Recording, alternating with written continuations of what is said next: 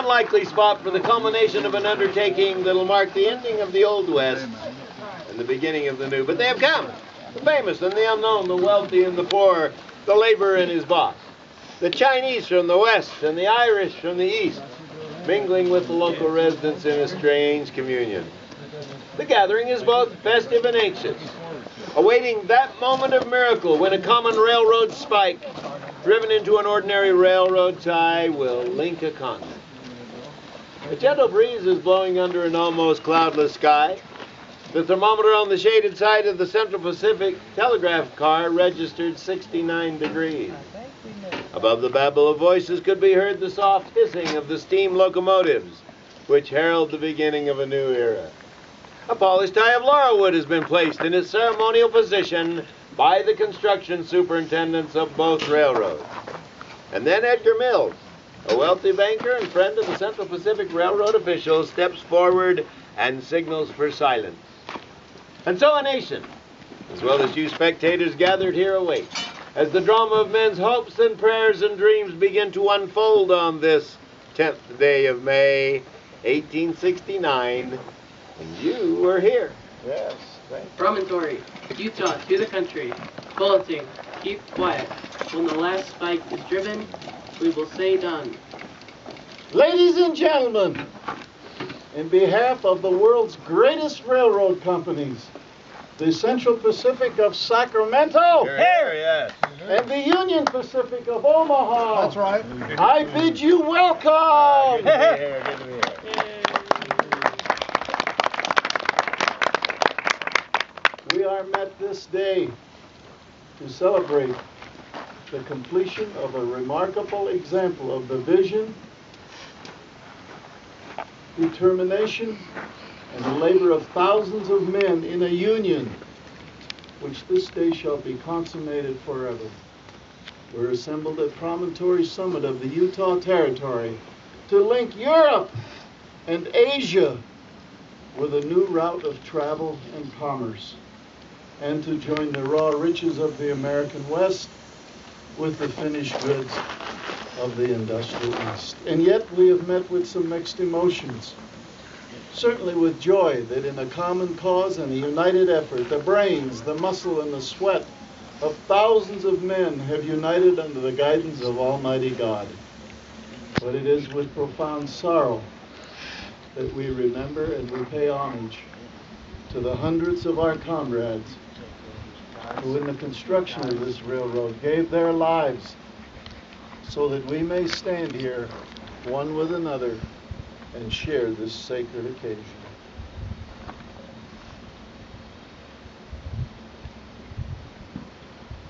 In addition to the officials of the Union Pacific and the officials of the Central Pacific, I'm pleased to acknowledge the presence of dignitaries from many of our nation's other great railroad companies. There's a gentleman right over here in the back from the Chicago and Rock Island Railroad. A gentleman right here in the middle from the Hannibal and St. Joseph Railroad across the great state of Missouri. And over here is a gentleman from the Mississippi and Missouri Railroad across the great state of Iowa.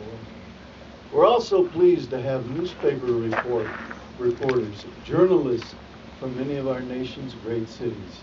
If you look over here to my right and your left in their beautiful new uniforms and shiny brass instruments is the brass band from the 10th Ward of the Mormon Church in Salt Lake City. They've been providing the musical entertainment. Let's give them a nice round. Good job, everybody. And if you would look, please, on the other side of the tracks, standing at ease, are 4 companies of the 21st Infantry Regiment, their regimental band, and their commander, Major Milton Cogswell. Ladies and gentlemen, these soldiers, these boys in blue, are among the very first transcontinental passengers. Having boarded on the East Coast, they will fulfill Abraham Lincoln's dream and being able to reinforce a garrison on the West Coast in 2 weeks. Major Cogswell tells me they're going to try to do it in 10 days. 10 days. Yes, coast to coast. Now, from the Utah Territory, ladies and gentlemen, I'm pleased to introduce Bishop John Sharp.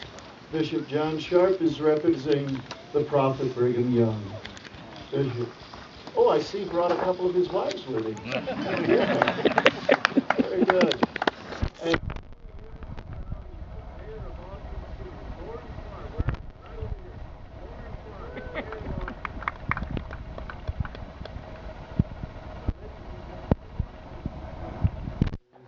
is our telegraph operator. Through the miracle of electricity and these tiny, tiny copper wires that you see here, our telegrapher is able to keep the whole world, the whole country informed of these proceedings as they transpire.